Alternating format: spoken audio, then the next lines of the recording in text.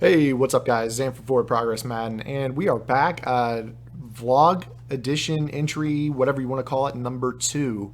The feedback on my first Madden Championship competitive series vlog was very well received. I felt like the vlog came across in a very positive manner. If you guys want to check that out, click in the description below where we talk about whether or not the wide receiver swerve should or should not be legal in competitive Madden for the EA Challenge Series. This vlog, I want to talk about the ranking system. Not necessarily talking about the current ranking system in a positive or negative light. The system is the way it is, and we all are competing to make it to Burbank. And I just kind of want to give my thoughts on some tweaks that maybe we could incorporate. Some of these things probably pipe dream, but I think that if EA were able to incorporate these things to make the system better, I think everybody in the end would be pretty happy in the long run. Now, I'm showing a game against Magic City. Now, if you guys are competitive, you know who Magic is. He's won Madden challenges in the past. He's a savvy tournament veteran. And you can tell based off of his meter right now, he's at a gold 4. For all intents and purposes, this is a upstart. This is an upstart. He's an upstart on the leaderboard right now. We all know that he's better than a gold 4. We all know he's going to be on the cusp of qualifying, if not solidly in the top 64 by the time it's all said and done. But I just played against him. So the reason I want to talk about this is the matchup is myself. I'm almost an elite 1. We're getting there. Right now I'm currently in the top 30. I fluctuate between 20 and 30 every single day. So pretty solidly in the top 64 as it currently stands right now. But what I want to talk about is, yes, I won this ball game 13-7, but I want to talk about what would have happened had I lost to Magic City.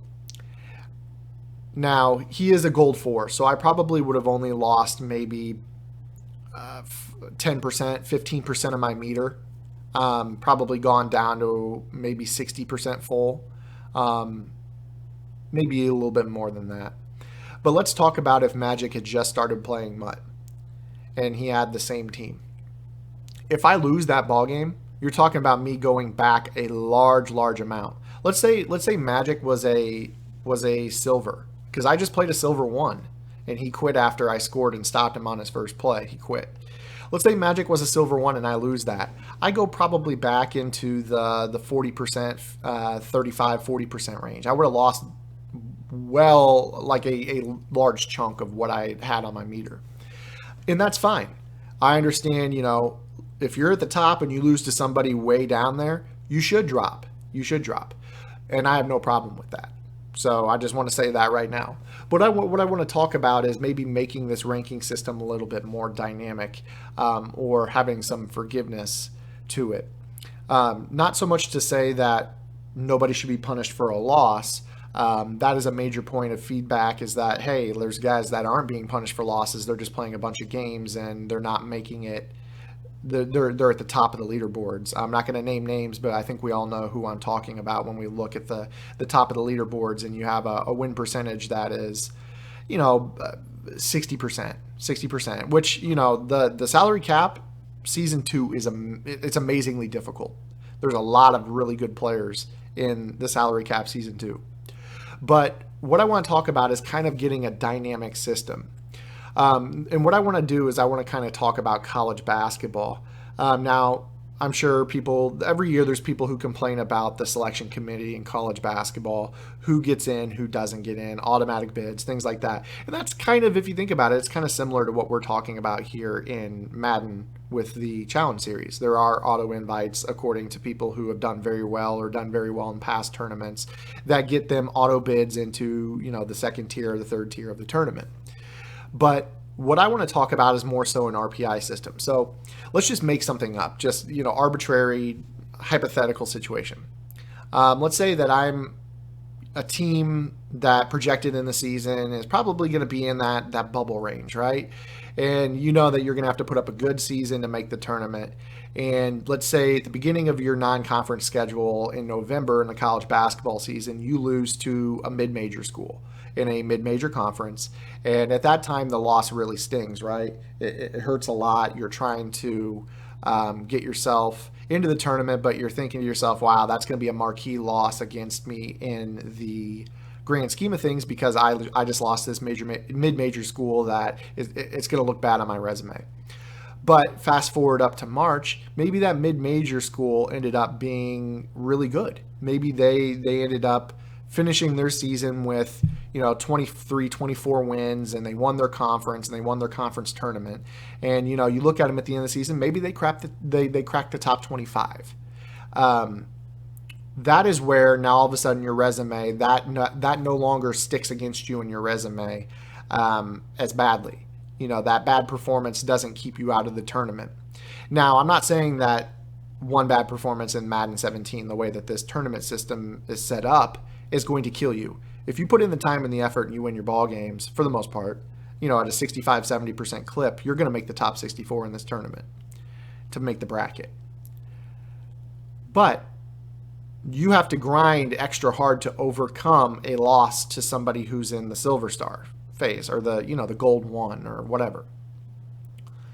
It doesn't matter that if, say that Silver 1 Buckaroo that I beat 7-0, let's say that he ends up goes on a torrid pace and he ends up cracking the top 25, right? Now all of a sudden that win that I just had over him, which, I'm not even looking at as a win right now. It's like, whatever, I just beat that guy. I should have won. Now all of a sudden that win goes as a marquee win on my resume when you're looking at the RPI. So kind of like a strength of schedule, RPI ranked index of Madden players and their performance in this system. Now, as you're seeing, this is starting to get kind of grand scheme of things, utopian ideal of how the ranking system should be. And I don't even truthfully know if it's possible to have an RPI-based system where you have players who are rewarded for marquee wins and not hurt as badly for having losses against other marquee players. The reason that I bring this up is actually twofold. One, I shouldn't be punished if I lose to a Madden Challenge winner who's just starting Ultimate Team and has a quality squad in front of him. If he goes on after that and wins like an 80% clip over his next 100 games and ends up at the end of the tournament qualified and in the top 10, that loss killed me on my bracket and I had to fight back to get it. Versus when you look at the grand scheme of things, that one loss that I had to spend a lot, maybe a day to overcome and get back to where I was, as a standalone, if I play him in March talking about the college basketball season, and I take that same loss to him, my meter's only going to go back a fingernail's worth. And that's what I experienced when I lost to AKG Killa. So, I played him and he's in the top 5. He beats me 21-17 in a very good game. I didn't lose hardly anything for losing to him because he was ranked very high in the system. So it didn't really punish me for losing to somebody who was at the top. Just like I didn't really gain a lot for beating this little Dottie 17-14 the night before. But what you're seeing is major fluctuation when you lose to somebody who is in the gold, but maybe a week later they're in the elite and you are still punished for it, despite the fact that they really were a good player. And I just think that that's where a dynamic system would come in and kind of fix the trials and tribulations that players have to go through to overcome a loss to somebody who's in the gold or silver tier, even though that player is proving that they are more talented than what they are currently ranked. So the other reason that this is a good thing, I think, is that you might have the ability to deter players from doing the blocking thing on Xbox and PS4. If you're a player who is in the top 64 and you are blocking out a lot of players in the top 10, top 15, top 20, so you artificially don't have to play them to make your record boosted, then that is an issue. Now, I'm not going to sit here and tell you that I haven't blocked people. I mean, there are people like Volterax, people like that I do have blocked. People who, cheat or have a history of cheating. I have blocked them off my account, and that's fine. If I get heat for that, that's fine. But as you can see, I play guys that are all in the tops, W twice in a row. Stats, I'm not afraid to play players that are in the elite tier, like there's a lot of players doing. Basically anybody with a track record, somebody who's a dashboarder, somebody who does the swerve thing. I'm so vehemently against the swerve that even if EA is not gonna call it illegal, I'm not gonna deal with it in the qualifying phase.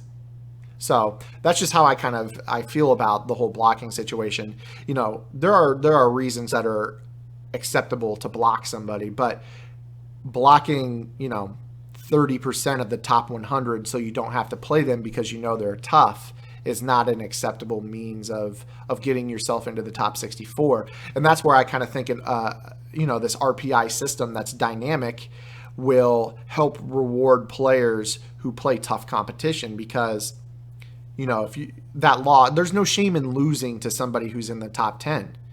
This is a very tough season. So you're going to take your lumps. I mean, you look at Dubby, he's in the top 5, and his record it's not Dubby-like. I mean, and he's a very talented player. So that's just kind of what I think about the ranking system. I'd like you guys to give me your thoughts. Make sure you drop a comment below. Make sure you check out the wide receiver swerve vlog that I talked about if you had no idea what I was talking about with the Volterax thing. And you'll maybe understand why it is that I block a player like that. So appreciate you guys. That was my second vlog. Gonna kind of drop these periodically if I have some things that I want to say. Maybe it's a little bit easier than putting it out in 140 characters on Twitter. A YouTube video works. So I appreciate y'all. I'll talk to you guys later. See ya.